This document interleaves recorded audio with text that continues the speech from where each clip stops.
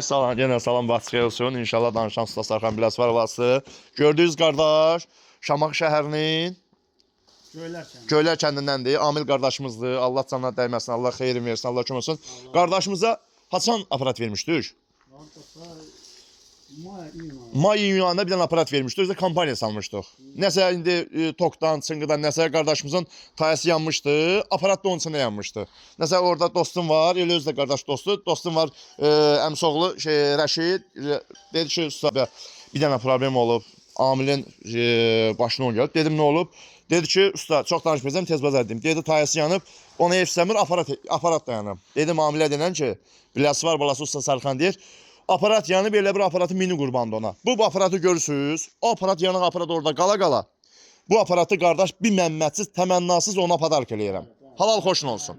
Yəni, sağ ol, öpürəm. Yəni, mən özümü reklam eləmək üçün demirəm. Amma bunu Azərbaycanda aparat yığan çoxdur. Heç oğlan, heç ustanın başçısını bu işi görə. Çünki mən həm kasbın dostuyam, həm kas elin oğluyam. Sən ellə çörək qazanlam. Müştərilər də məni tanıyır da. Öpürəm qardaş, Allah xeyri versin.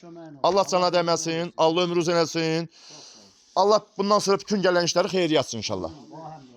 Bu aparatda qardaş sənə bir təmənnasız padark eləyirəm, halal xoşun olsun. O birisi aparatında orada qala-qala, onda kiməsə yanığın kiməsə verərsən. Öpürəm qardaş, sağ ol. Xeyir olsun, sağ ol. Zənlaxodda bir dənə başa salaq, qardaşı təhvil verək. Bunun o birisi stildən vermişdik.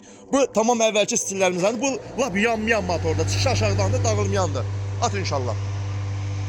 Bu çəkiliş eləməkdə mən at, toy at. Zeynal çox at, Zeynal hamısını at, deydimə. At geçsin. Ben bu çəkiliş eləməyə məqsədim odur ki, bütün yığan ustalar var ha. Yəni ustalar odur, heç müştəriyə bilən 50 manatlıq setkanı padarka vermir. Mən 1000 manatlıq aparatı qardaşa padarka verirəm, halal xoş olsun. Çünki ziyan alışıb, mən də istəmirəm ki, gözəl qardaşdır, ziyan görsün. Tok neysədir? 217.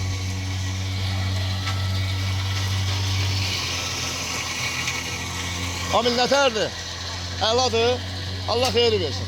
Allah cana dəyməsin. Sağ ol. Bunu doğramağı tamam başka bir şeydir. Canavardır. Əladır. Xeyir olsun. Qardaş çəkilişdən qaçdı. Gəbər, qaçma. Ad nədir? Ruslan qardaşımızdır. Şamax balasıdır o da. Yəni qohumsuz, dostsuz. Bu həm dostlar, həm qohumdular. Allah xeyirci versin. Allah iştavan versin. Gözümüz seyiriz var. İş budur, keyfiyyat budur. Sağ ol. Sağ ol. Səhifəmdə də nömrəm var 070 298 38 18. Çəkiliş eləməkdə dedim ki, yəni baxın da ustalar, elə iş görmək lazımdır. 10 dənə para satana nə olar ki, birində padark verin də. Heç biz eləyə bilməzsiniz söz yox. Mənim yerişimi yeriyəməzsiniz. Nə əqqamı gələ bilərsiniz, nə də yerişimi yeriyə bilərsiniz. Bunu eləyəm də Usta Sarxan Biləsvar balası. Çünki mən kasıbçılıqla böyümüşəm. Həmişə də kasıbların yanındayam, özüm də kasıb balıyam. Tuz balası duyuram. Öpürəm. Sağ olun qardaş. Xeyirli olsun.